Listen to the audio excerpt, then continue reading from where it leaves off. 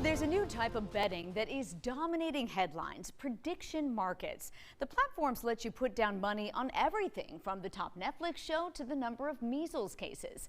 I'm 7 News consumer anchor Diane Lee, looking into how it works and the underlying battle between valuable information and growing ethical concerns.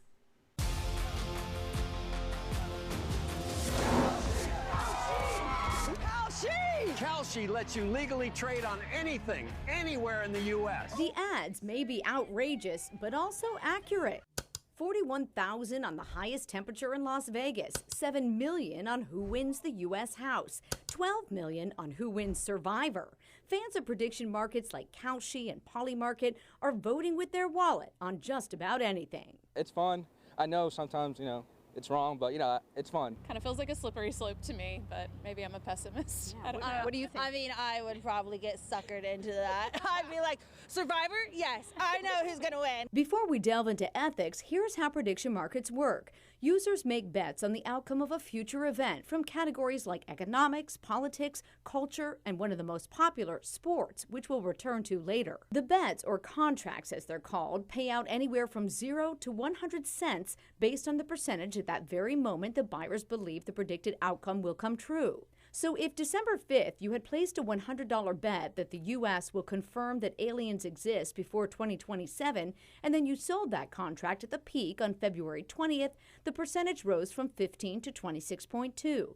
And since that $100 would have bought more than 666 contracts at 15 cents each, you would have made a nearly $75 profit. But the risk of loss has Justin Wolf, the president of the ethics organization Change at Clemson University, concerned for his college-age peers who frequently use the platforms and are predictably in the red. We already have problems with gambling in this country, and this allows people to place bets on things they're seeing every day, but they have no idea of knowing who's taking the other side of that bet and what kind of access to information they have. Psychologist Dr. Martha Durham is especially concerned that curiosity about the unusual things to bet on may attract and ensnare people who otherwise would have never been tempted. That feels kind of sneaky, like it's getting a whole new group of people who wouldn't be gamblers.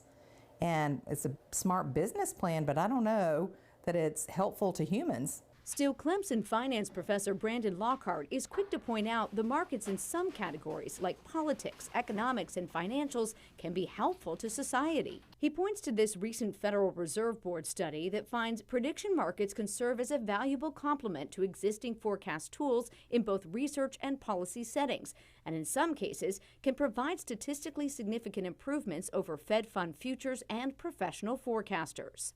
This is the Federal Reserve researchers saying these are valuable contracts. And I'm not the only, there are other people, other economists saying this.